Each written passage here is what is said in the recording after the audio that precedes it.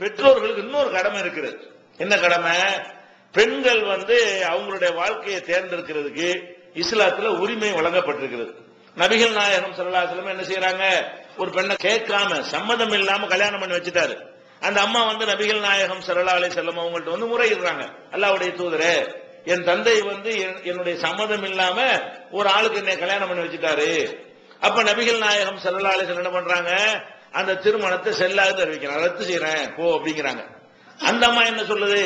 இல்ல, ரத்து செய்யறதுக்காக நான் வரல, பெண்களுக்கு தங்கள் வாழ்க்கையை தேர்ந்தெடுக்கிற உரிமை இருக்குது என்பதை உலகத்துக்கு சொல்றதுக்காக தான் அந்த கேள்வியை கேட்டேன், நான் அவருடைய வாழ்ந்துக்கிறேன் அப்படின்னு அந்த அம்மா அந்த கண்ணனோட வாழுது. ஆனா எதுக்கு இதை கொண்டு வந்திருந்த கேச? பெண்களுடைய சம்மதம் இல்லாம வலுக்கட்டாயமா திருமணம் பண்ணக்கூடாது என்பதற்காக இது வருகிறது. அதனால பெண்கள் அவங்க ஒருவனை விரும்புகிறார்கள் என்று சொன்னால் அதை நம்ம என்ன செய்யணும்? விசாரித்து இஸ்லாமிய நெறிய விட்டு மீறாத வகையில அது அதுக்கு ஏற்றவாறு வகையில் அவனையும் கூப்பிட்டு அவன் தகுதியான ஒரு ஆளா இருந்தா என்ன செய்யணும்? குளம் கோத்திரம் இந்த மாதிரி எல்லாம் பார்க்காம என்ன செய்யணும்? ஒரு நம்மளே திருமணம் செய்து வைத்தோம்னு சொன்னா நம்முடைய கண்காணிப்பு நம்ம எல்லாம் தட்டி கேட்போங்கிற பயமாவது இருக்கும். இல்லன்னா என்ன செய்வாங்க? அவங்கள ஓடி போய் செஞ்சாங்கன்னா செக்யூரிட்டி இல்லாம போயிடும். அதனால சில பேர் என்ன செய்யறாங்க? இந்த குடும்ப கௌரவம்ங்கிற பேரை வைத்துக் கொண்டு இஸ்லாத்தை விட்டுட்டு போற மாதிரி ஒரு கேஸ் வந்துச்சுன்னா என்ன செய்யணும்? அதை மறுக்கலாம். இஸ்லாத்துல அந்த மாதிரி விரும்பக்கூடிய இஸ்லாத்தை விடாத வகையில அதுக்கு ஒரு தகுதியானத்தை விரும்பினான்னு சொன்னா அது இப்படி அந்த தெருவுல நீ போய் பொண்ணு எடுக்கிறது, இந்த தெருவுல இப்படி எடுக்கிறது, அவங்க யாரு நம்ம யாரு, அவங்க ஸ்டேட்டஸ் என்ன, நம்ம ஸ்டேட்டஸ் என்ன, அவங்களுடைய பொருளாதார வசதி என்ன, நம்ம இந்த மாதிரிலாம் என்ன செய்யறாங்க? பெண்கள் ஆசைப்படக்கூடியதை பெற்றோர்கள் மறுக்கிறாங்க. இதுக்கு மார்க்கத்தில் அனுமதி கிடையாது. பெற்றோர்கள் என்ன செய்யணும்? அவங்க ஆசைப்படுறது என்ன செய்யணும்? மார்க்கத்துக்கு முரண் இல்ல அப்படின்னா என்ன செய்யணும்? நம்ம அதுக்கு நம்மளும் சேர்ந்து ஒத்துழைத்து அவங்களுக்கு ஒரு பாதுகாப்பா இருந்தோம்னு சொன்னா அவங்க வாழ்க்கை என்னவா இருக்கு? சிறப்பாக இருக்கும். நபிகள் நாயகம் ஸல்லல்லாஹு அலைஹி வஸல்லம் செய்யறாங்கன்னா கன்னி பெண்ணாக இருந்தாலும் விதவை பெண்ணாக இருந்தாலும் அவர்களிடத்துல சம்மதம் பெறணுங்கிறாங்க. அப்ப சஹாபாக்கள்லாம் கேட்கிறாங்க, விதவையா இருந்தா சம்மதம் வாயினால சொல்லிடுவா, கன்னி பெண் எப்படி சம்மதத்தை சொல்லுவா, வெக்கப்படுவாள அப்படின்னு கேட்ட உடனே இதுனுஹா சுமாத்துஹா, மௌனமா இருப்பாளாதான் சம்மதம் அப்படிங்கிறாங்க. அப்ப கன்னி பெண்கிட்ட கூட என்ன செய்யணுமா? உனக்கு இந்த மாதிரி கல்யாணம் பண்ண போறோம்னு கேட்கணும். அவங்க பிடிச்சா என்ன செய்வாங்க? சும்மா இருந்துருவாங்க.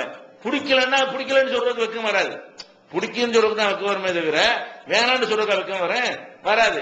அப்ப என்ன செய்யணும்? சும்மா இருந்தாங்கன்னா என்னது? சம்மதம், மௌனம் சம்மதத்துக்கு அறிகுறிங்கிற அளவுக்காவது என்ன செய்யணும்? கேட்கணும்ங்கிறாங்க ரசூல் ஸல்லல்லாஹு அலைஹி வஸல்லம் அவர்கள். அதனால பெற்றோர்கள் என்ன பண்ணணும்?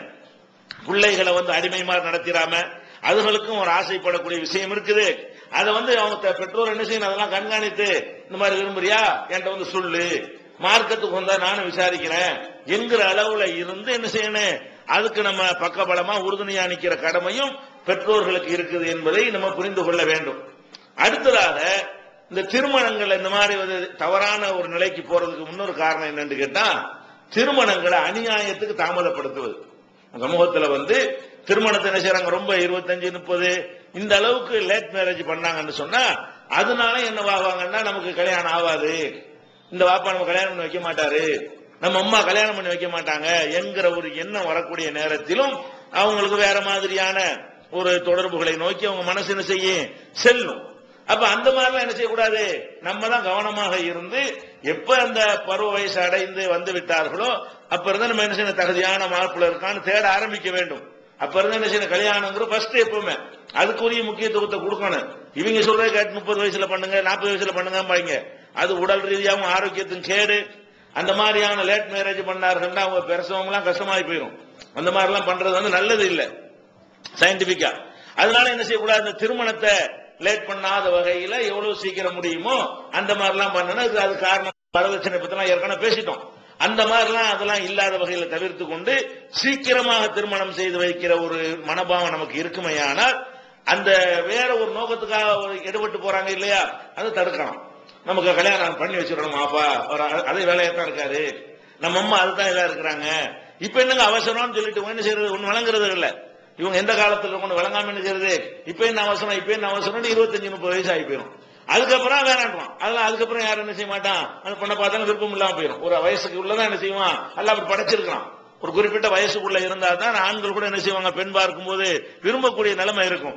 அதையெல்லாம் கவனத்தில் கொண்டு சீக்கிரமாகவே என்ன செய்யணும், அது எவ்வளவு சீக்கிரம் முடியுமோ அதுக்கு ஏற்றவாறு திருமணத்தை செய்து வைக்கிற கடமையும் நமக்கு இருக்கிறது. இது ஒரு முக்கியமான விஷயம் குடும்பத்தில்.